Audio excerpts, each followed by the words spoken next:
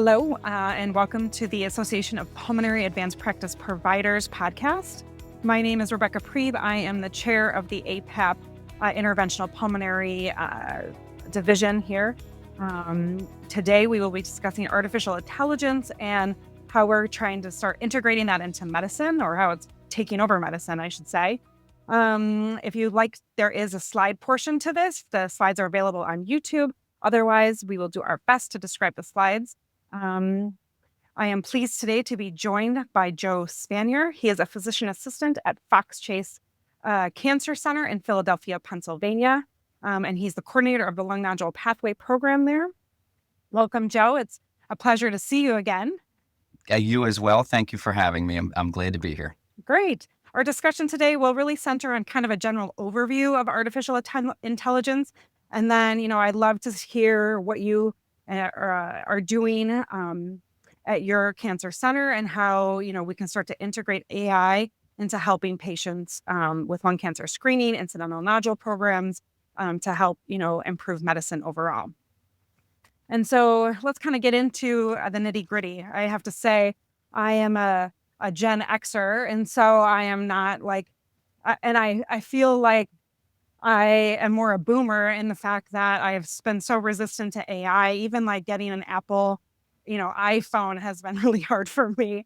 And so I really tried to embrace over the last year artificial intelligence and how it really is, breaking into the medical field. Do you feel the same way? I mean, we're roughly the same age.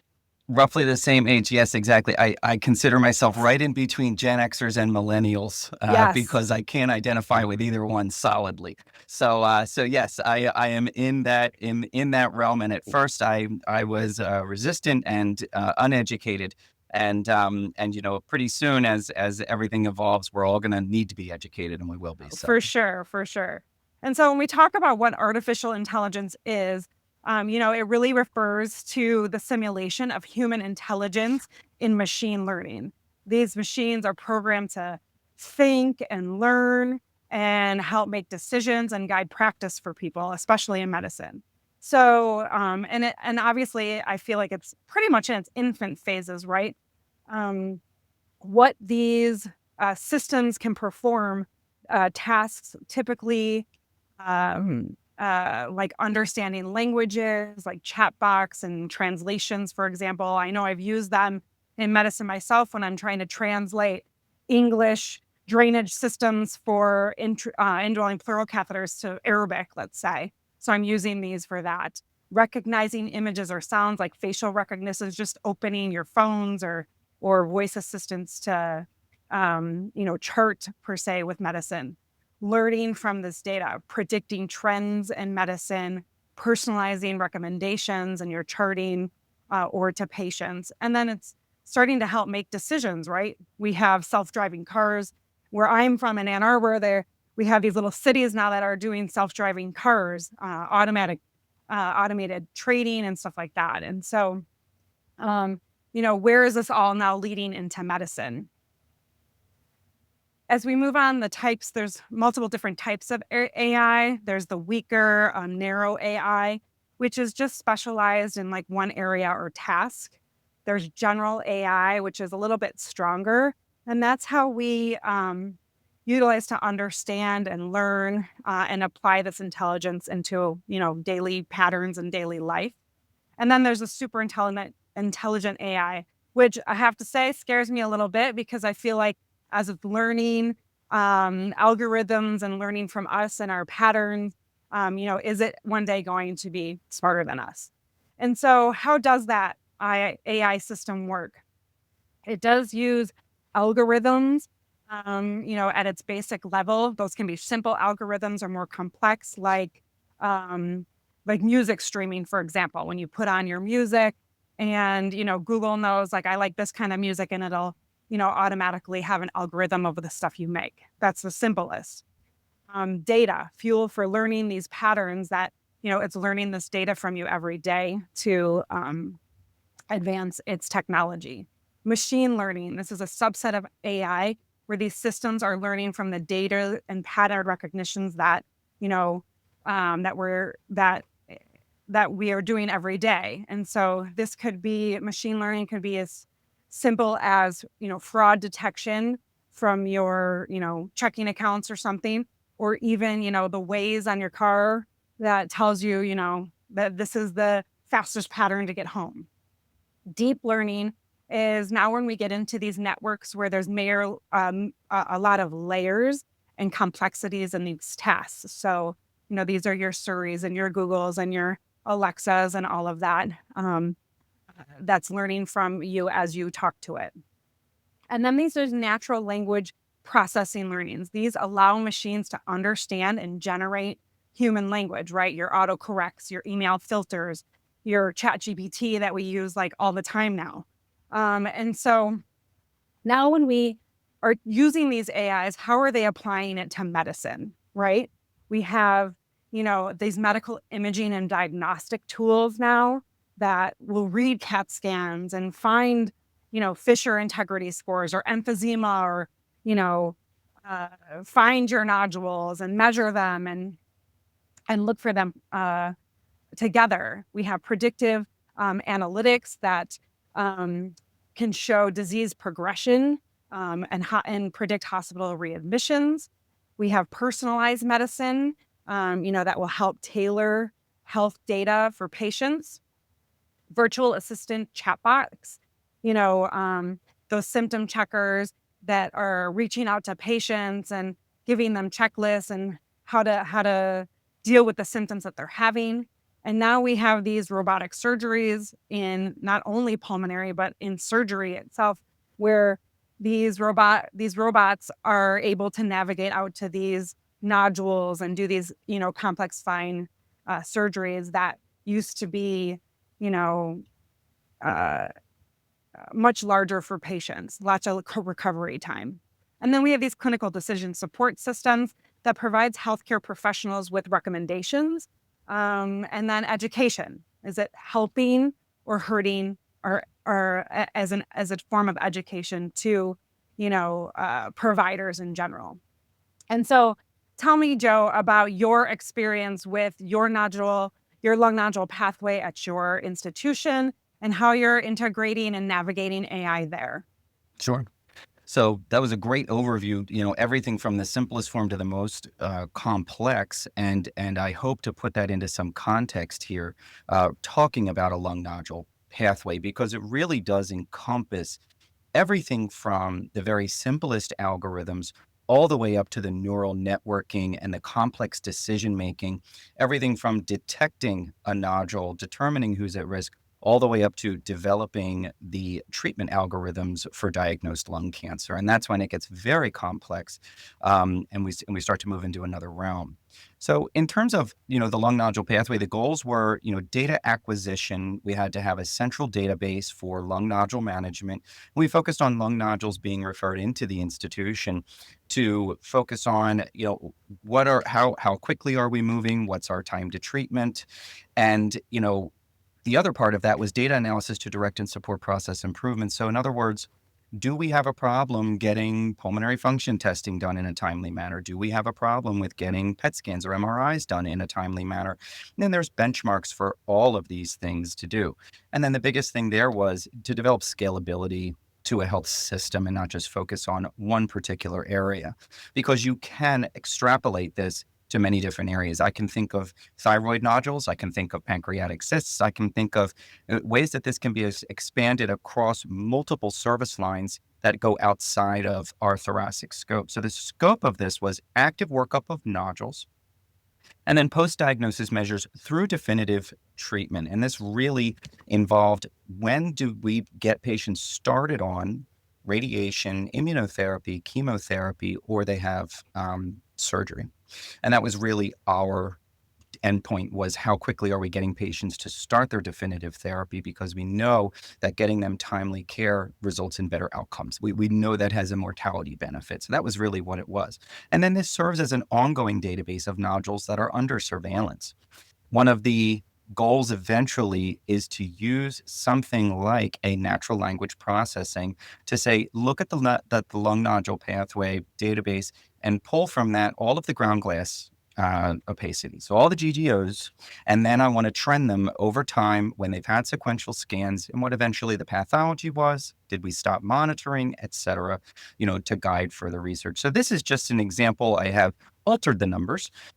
So this is what it eventually comes out. So time from presentation to diagnosis, we were very much so focused on when they hit the door of our institution to the time that we get them diagnosed with a malignancy. And we can see, some of the averages there, and then the time from presentation to treatment. So again, not real numbers, but just sort of, this is an example of what we're looking at and what we're hoping to gain from it, from lung nodule management and from really a lung nodule pathway.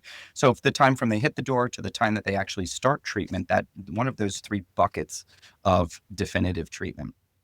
And these AI systems are helping you to track all of that?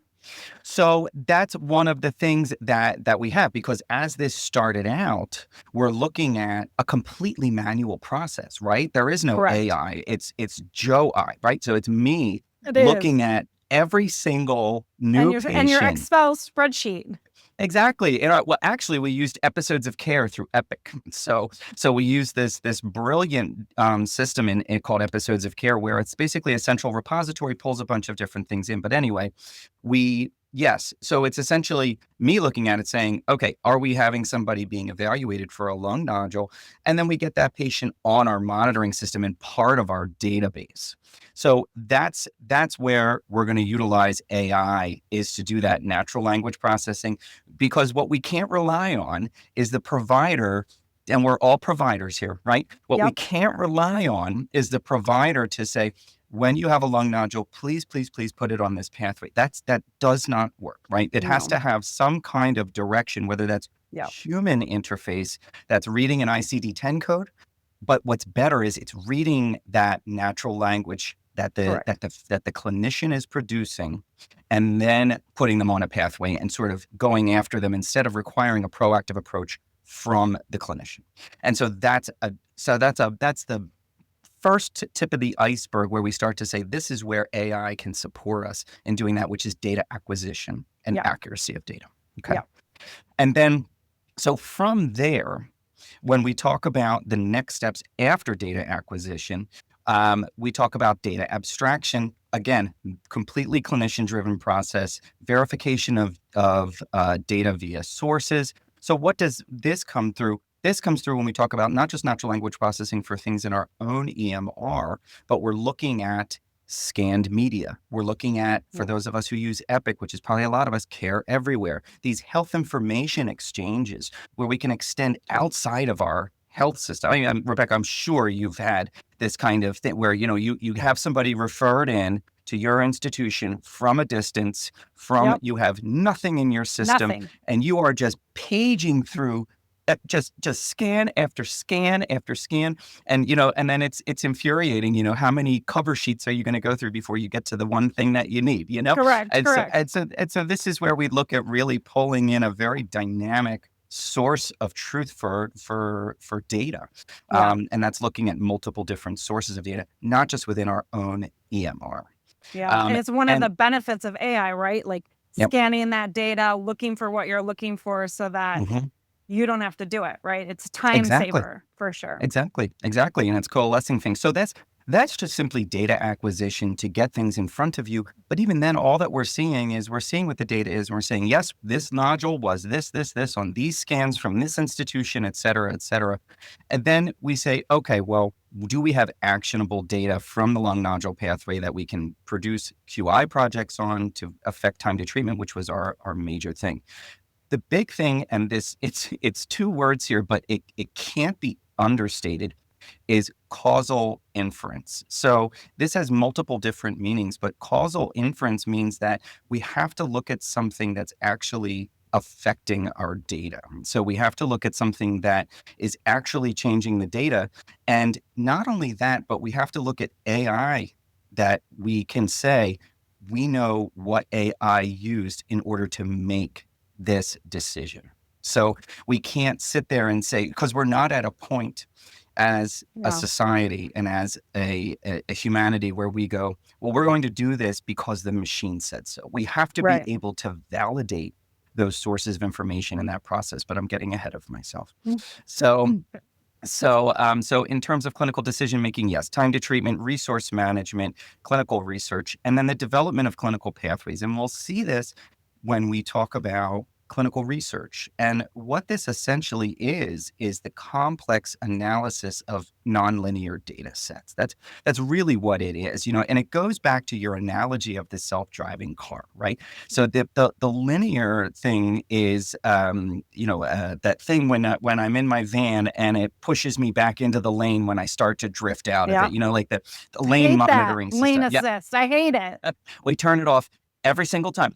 Every And time. every time. And so then it's, and then like the sonar, like the radar controlled sonar, it always keeps me too far from the car in front of Yeah. me. So we decrease that. But again, those are more linear things that are Yes. complex, but they're more linear things. Yes. And we take that to Waymo. So we were in Austin, Texas, for AABIP, and there's Waymo cars all over Austin, Yes. Texas. And Yes, it's there is. wild. It's wild to see them, but that is really more complex learning. And I was Yes. saying to my colleagues and my wife when I got home, I said, you would think a human is driving this car. The mannerisms in which the car was moving, very You're humanoid. And braver than me. I couldn't get in one. oh, I didn't get in one. Oh no, I didn't get in one. I just watched them. It was my first foray into this. I'm just watching sort of from the sideway or from the sideline. So Yes. so yeah, so Well, and it so brings that's us to like AI safety, right? Like, correct. is using Correct. AI in our everyday, medicine where we're Hmm. caring for patients and making decisions for patients, is it safe? Yeah, Going yeah. back to the car analogy, we have this electric city here, we have self-driving cars and it's driving all around our city, but it doesn't realize that buses stop at train Hmm. tracks. So the bus Hmm. stops and then the car just slammed into the back of it and there's these Hmm. kids all in this bus, right? Hmm. And so the same thing goes for medicine. We're making decisions sometimes based off what these chatbots or AI tells us. Is Hmm. that safe? So the Oh, ethics of it. oh, 100%. And the ethics of it, I mean, that could be another hour in and of itself. But in a Yeah. nutshell, I completely agree with you. And one thing which we've already kind of touched on is that data validation and really that synthesis of a recommendation. So we Yes. heard at AABIP a radiologist say we have been using AI in radiology for 8 years. You guys are late to the party. We have Yeah. been using this for a while. And he said, you really do need to watch because we override the AI routinely. And then, Yeah. as you would expect, now, theoretically, over time, there should be a memory in the deep neural networks and there should be learning from previous mistakes. If you tell the AI you did Yeah. that wrong, there's a learning thing. Now, ChatGPT, Siri, that they don't function like that. They are No. scouring the internet. They are listening to your voice. They're observing your music choices, to go back to your example, which is a brilliant example. So they're going back to, your music choices and they're plugging it into an algorithm based on genre and taste and duration of play, whatever it might be, right? But however, when we get into a clinical recommendation that comes out, we very much so have to have the clinician pushing the button. And Yeah. and that has to be what it is because it is a decision support system. And Yeah. that just can't be emphasized enough. Take it one step farther. Right now, when we have, say, I don't know, a stage 4, so something, lung cancer, and we know that that's going to be carboplatin, pemetrexed, pembrolizumab, depending on certain mutations, et cetera. I'm not a medical oncologist, so don't attack me if I say that wrong. But you have a certain chemo IO radiation regimen that cranks out. Correct. The day will come when we have AI turn around and say, you know what we're going to do? Here's the recommendation for this patient. You're going to do radiation for 3 days. And then you're going to put the patient on pembrolizumab for about 2 weeks. And then you're going to put them on pemetrexed, and they're going to crank out a non-validated, non-NCCN recommendation. Yeah. And we're going to say to AI, how did you come up with this? Yeah. Because it's so complex that we can't understand it and it won't be able to explain to us. Yeah. And we're just not at that point yet as a No. civilization where we're going to say the machine told me to do it. So I went ahead and did it. Yeah. And so the validity of that data and that causal inference is just becomes so important in that realm, because we do still need to validate all of this that's going on. So it's an Yes. interesting thing, and that's just one aspect of the ethics of it. I'm sure there's another, Oh, I'm sure. a whole realm of them to talk about. The other thing I kind of always think about is, our artificial intelligence, the assist with education, right? Will it help, let's say, advanced practice providers practice more autonomously in areas that they don't have a lot of physician support, or they're working, independently, like rural areas or something? Can they use AI in decision making, education? Um, where do you think we're at with that? I think that we're at a point where, we so first of all, the point is very well made, and it is absolutely true that we have PAs, and the AAPA is very strong on this in rural underserved areas. And, from the AAPA standpoint, from the PA standpoint, they're very big on this. And so when you have someone who's maybe operating at the outskirts of their knowledge, Yeah, and they're in a rural area or they're in an under-resourced area, that's a place where decision support can come in, because you don't have a urologist next to you, and you don't have a right. neurologist next to you, and you're not at an academic medical center. And so 100%, I think that is the kind of stuff where that decision support comes in so key. And that's a whole nother realm where something would need to be, in my opinion, something would need to be designed for underserved or rural areas where we have a practitioner with X skill set that's now going to be potentially working under Y skill set, Yeah. and Like an and where we can EICU kind of thing, but for rural people, 100%, yeah. 100%. Yep, absolutely. Yeah. Where I think AI excels at is lung cancer screening, right? Lung Hmm. nodule, incidental lung nodule programs and everything. Hmm. I Hmm. think it's very helpful to have AI looking at these scans, identifying these nodules so that we could potentially save lives, right? Like Yep. that's all of our goal, is to do no harm and to we work for the patient.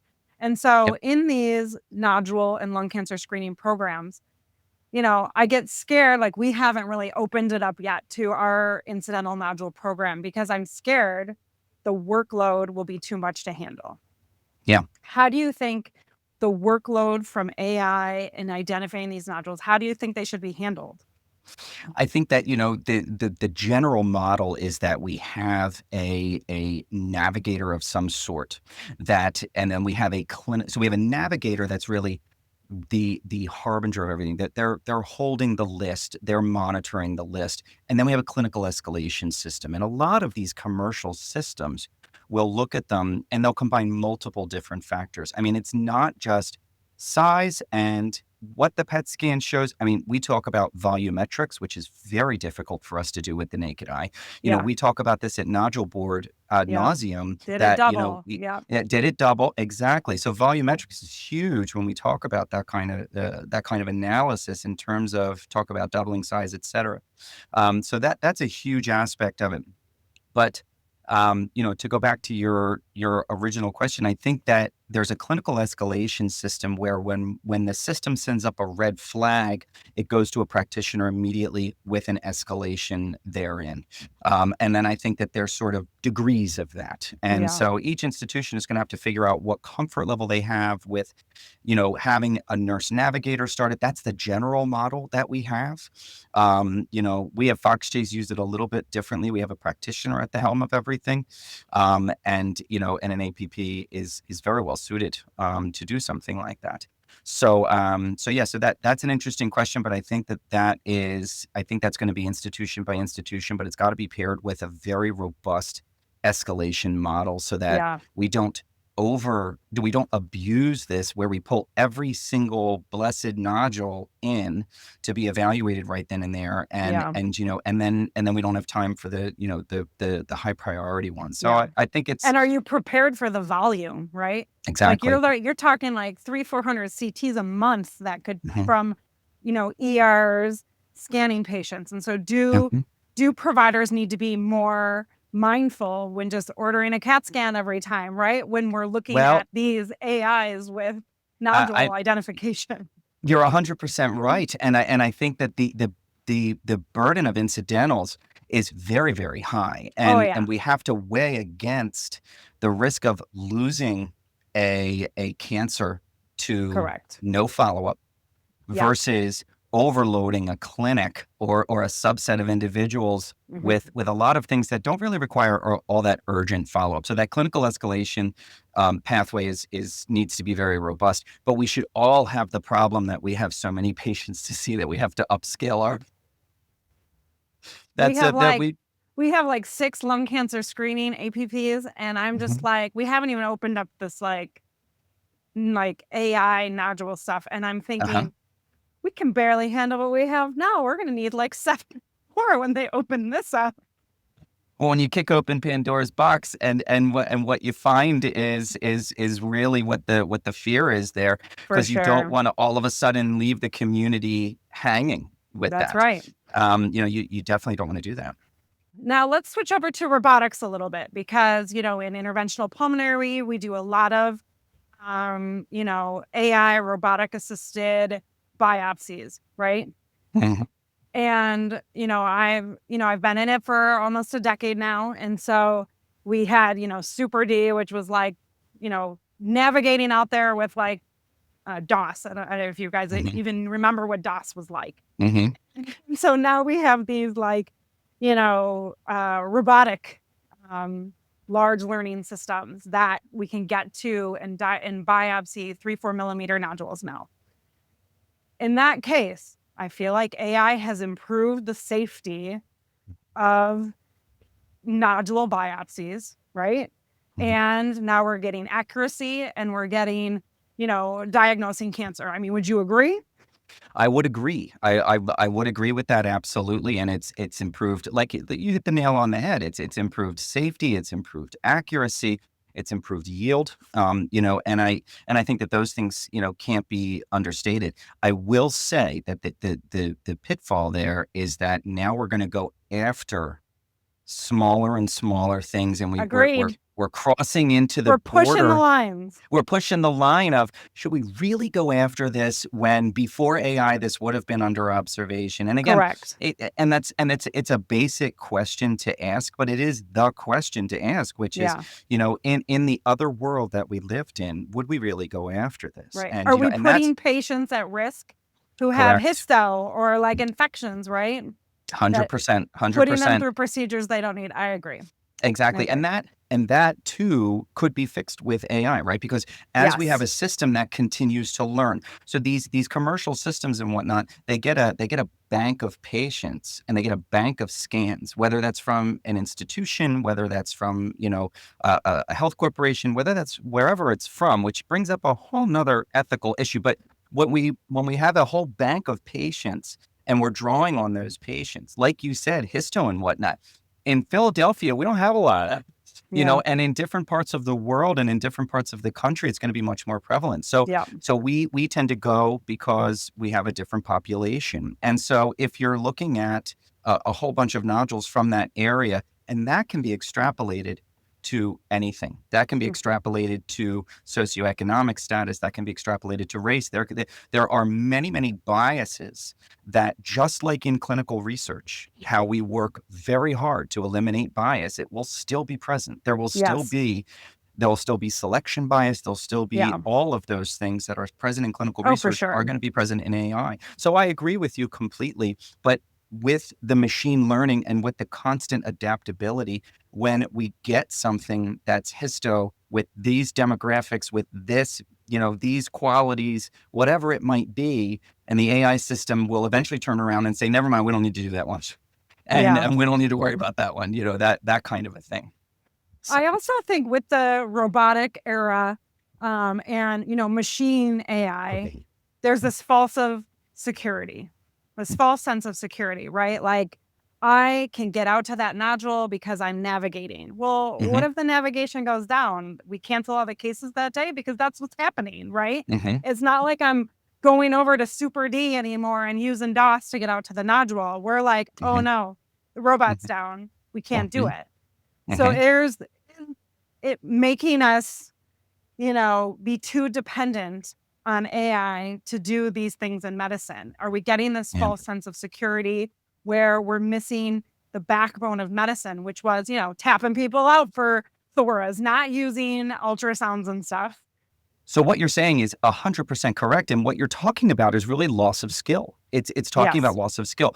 We've talked about this. So I remember when I was in PA school, almost 20 years ago, and we were told within the next 5 to 10 years, nobody's going to have a stethoscope anymore. You're all going to carry an ultrasound on your waist, and you are going to lose the ability to use a stethoscope. Believe it or not, this is what I was told. And so while bedside ultrasound absolutely is something that's used right now with the butterfly and, all of those that came out with these handheld devices, they didn't replace the need for the human Yeah. intervention Oh, and yeah. and the actual putting of the stethoscope in your ears and actually listening to somebody. And that's Yeah. essentially what I think you're getting at, right? I mean, you're Yes. basically talking that we're going to lose skill because we're going to be Yes. so dependent on that. And Yes. so it's an interesting question when we go back to the question of education, which is we cannot become, in my opinion, we cannot become too reliant on an Agreed. AI system, and we need to learn the basics. So medical education, while it will undoubtedly incorporate AI into just about every single thing Yeah. that we are going to do, those core skills and those core education, components are going to have to remain. Yes. I agree. Because you never know when AI is going to go down or we're going to have some Exactly. You never apocalypse or know. something, right? Yeah, and though you may have decision support when you're in the rural area, you do need to use your hands and your eyes and your senses to figure out what to do. Yes. 100%. Yeah.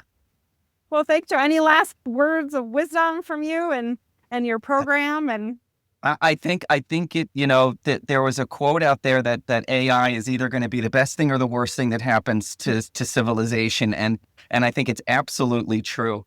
I think the ethical considerations of AI are a big one as we oh yeah, continue to move forward. I think that's a primary concern, and yeah. it'll be interesting. We're just at the beginning here, so it's going to be an interesting ride I moving know. forward. I know. Well, I want to thank you, Joe, and I want to thank Thank everyone for you. joining the APAP podcast.